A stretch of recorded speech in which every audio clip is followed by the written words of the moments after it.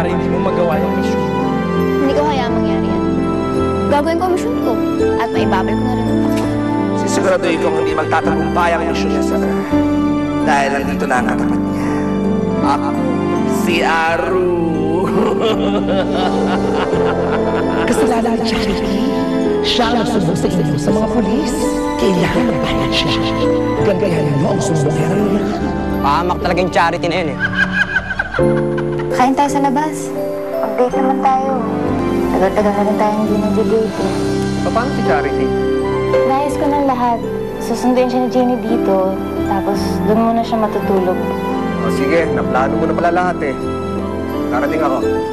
Noong inampo namin si Michael, ang akala ko magiging pamilya na kami. Pero lagi lang niyang pinapamukha na ampun lang si Michael. Kaya siguro naglayas yung bata. Halika na, i-report na natin to sa pulis. Santos, may naghanap sa'yo. Mas mo.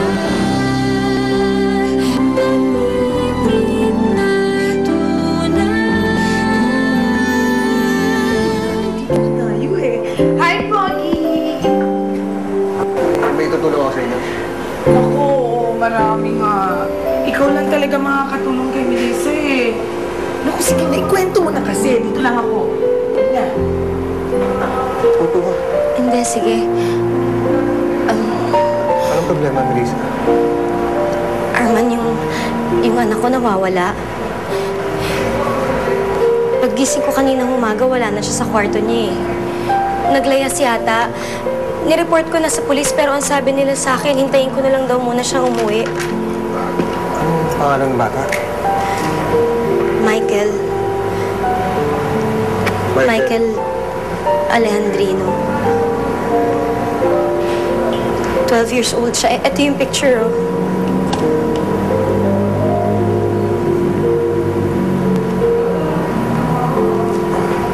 Papasok ko na lang sa database to ng buong pulisya. Pag may nakakita sa kanya o may impormasyon tungkol sa kanya, ipapalam sa akin. Kung gusto mo, Melissa, dito tayo, baka nasa tabi-tabi lang yan. Sige, Arman. Salamat, ha. Wala ka naman.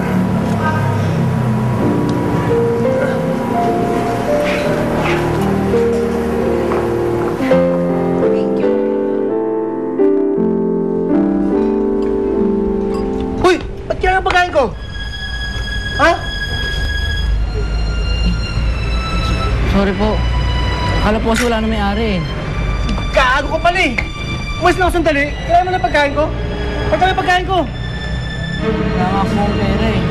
Sorry na po. Nagutom na po kasi ako eh.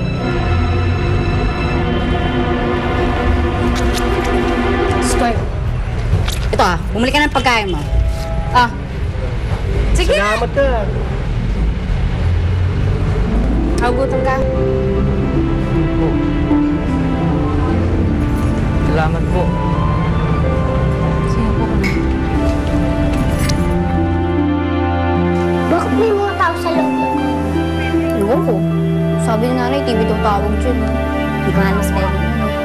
Pero, kahit may tao sa loob nun, hindi tayo rinig niyan. Sabi. Hello? Hello? Hello? Oh. Tama na! Hi! Hala, lagot ka! Oo, ikaw na. Ito na nga, oh. Binabalik na nga eh. Ito na. Ano ba kasi yan? Huwag ka kasi maiiyak. Charity? Nangyari? Wala. Sabi, papanoorin mo na naman to. Eh, ano po ba yan? Hindi mo naalala? Ito yung kinula ng tatay mo na nakaraang taon. Yung birthday mo bago ka magkasakit.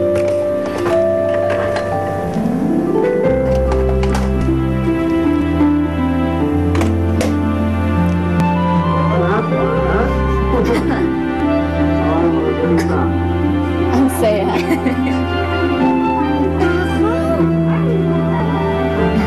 Ano ba kayo? Magkakaaway na naman kayo eh, ha? Pero... ha? Bilas na. Oh, ano? Ang saya-saya. Asado bola-bola. Oh, sige. Sir! Sir! pupunta?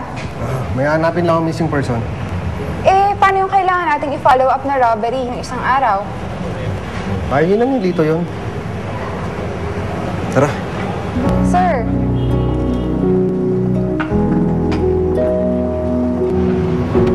o, paano yan? Tayong dalawa daw muna. Ikaw muna ang boss ko. Tara, ayos natin.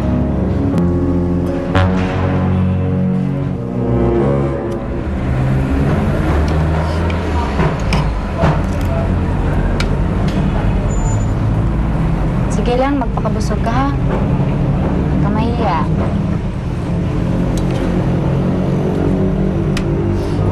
Hindi ka naman mukhang taong kalsada. Hindi ka naman mukhang magagancho. Nag-less ka, no?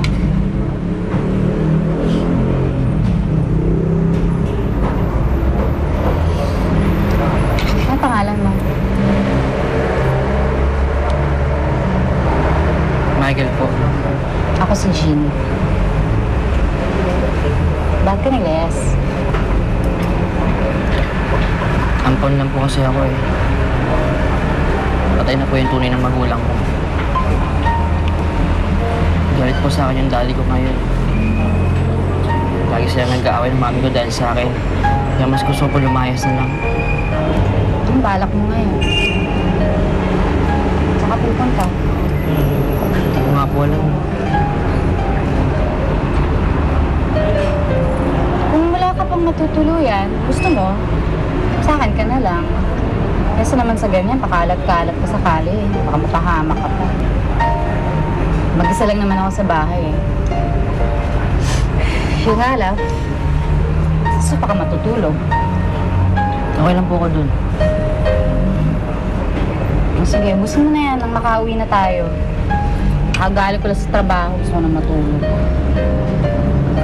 Call center agent po kayo? Parang ganun na nga. Night shift ako eh. Ano, tapos ka na ba? Tara na.